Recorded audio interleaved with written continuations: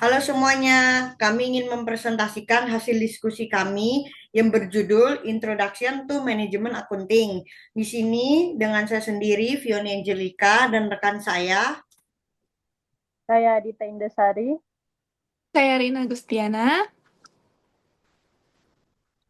Nah, di sini yang pertama saya akan menjelaskan tentang Introduction to Management Accounting atau manajemen akuntansi. Manajemen akuntansi merupakan bagian penting dari sistem pengelolaan perusahaan yang berfungsi memberikan informasi akuntansi kepada manajer untuk pengambilan keputusan. Nah, peran akuntansi manajemen semakin penting seiring dengan kompleksitas bisnis modern yang membutuhkan informasi akurat dan cepat.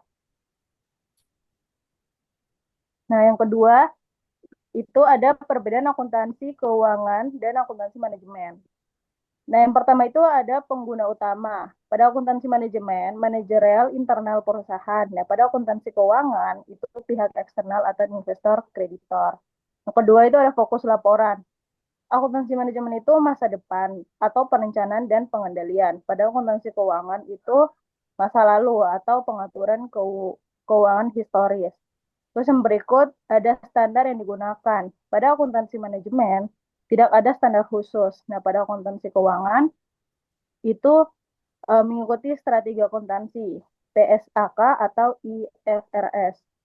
Terus yang berikut ada frekuensi laporan. Pada akuntansi manajemen itu sesuai kebutuhan manajer. Terus pada akuntansi keuangan itu secara periodik atau triwulan tahunan. Terus yang terakhir itu ada jenis informasi. Nah, pada akuntansi manajemennya itu dia detail dan spesifik, fokus pada biaya. Terus pada akuntansi keuangan itu umum dan terstruktur, fokus pada kinerja keseluruhan. Nah, yang berikut itu ada fungsi utama. Fungsi utamanya apa? Fungsi utama dari akuntansi manajemen adalah pengalokasian biaya dan pendapatan secara internal, menampilkan profitabilitas produk dan segmen bisnis, serta membantu dalam proses perencanaan dan pengendalian. Dengan menyediakan informasi yang relevan dan akurat, manajemen dapat membuat keputusan yang lebih baik, mulai dari penetapan harga, pengendalian biaya, pengembangan strategis, hingga pengelolaan sumber daya. Untuk yang keempat, itu ada teknik dan metode dalam akuntansi manajemen. Yang A itu ada costing methods, dan di costing methods itu ada 3 metode. Yang pertama itu job costing atau biaya per pekerjaan. Yang kedua itu proses costing. Dan yang ketiga itu activity based costing. Lalu untuk yang B itu perhitungan biaya, dan di sini ada 3 juga. Itu ada prime cost atau langsung bahan, tenaga kerja langsung, dan biaya langsung. Dan yang kedua itu overhead atau biaya tidak langsung. Dan untuk yang ketiga itu total cost sama dengan biaya langsung ditambah overhead. Yang kelima itu ada perilaku biaya dalam pengambilan keputusan.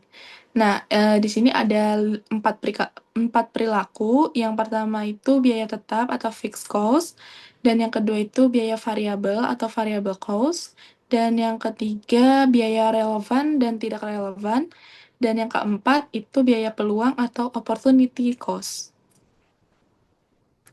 Dan untuk yang keenam, itu ada peran akuntansi manajemen. Nah, di peran akuntansi ini ada 3 peran. Yang pertama itu merencanakan anggaran. Nah, merencanakan anggaran itu membuat proyeksi pendapatan dan pengeluaran untuk periode mendatang. Lalu untuk yang kedua itu mengendalikan pengeluaran, yaitu mengendalikan pengeluaran, yaitu mengawasi realisasi anggaran dan membandingkannya dengan data aktual. Lalu yang ketiga itu mengukur kinerja, yaitu menilai efektivitas penggunaan sumber daya melalui analisis varians. Dan yang ketujuh itu ada analisis biaya dalam pengambilan keputusan, itu ada analisis biaya, volume, laba, yaitu bisa disebut sebagai cost, volume, dan profit analysis. Yang kedua itu analisis variance atau variance analysis. Yang ketiga itu activity based costing atau biasa disebut dengan ABC. Dan yang ke-8, sistem akuntansi dalam praktik bisnis. Sistem akuntansi manajemen digunakan oleh berbagai jenis perusahaan, baik manufaktur, jasa, maupun dagang. Sistem ini membantu manajer dalam pemantauan biaya, penyusunan anggaran, dan evaluasi kinerja. Sistem akuntansi manajemen pada perusahaan manufaktur, sistem akuntansi manajemen pada perusahaan jasa, sistem akuntansi manajemen pada perusahaan dagang. Yang ke-9, dampak penerapan dalam manajemen akuntansi. Yang pertama, efektivitas pengambilan keputusan adalah informasi biaya yang akurat membantu manajer mempertimbangkan alternatif investasi. Yang kedua, efisiensi operasional adalah identifikasi varian negatif memungkinkan tindakan korektif lebih cepat. Yang ketiga, optimalisasi sumber daya adalah metode ABC membantu menglokasikan biaya secara lebih profesional. Yang ke-10, kesimpulan, akuntansi manajemen adalah alat penting bagi manajer dalam mengelola sumber daya perusahaan. Melalui teknik pengumpulan dan analisis biaya, manajer dapat membuat keputusan yang lebih bijaksana dan terarah. Sekian presentasi dari kelompok kami. Semoga apa yang telah kami diskusikan bermanfaat, dan bila ada tutur kata yang salah, kami mohon maaf. Terima kasih. Terima kasih.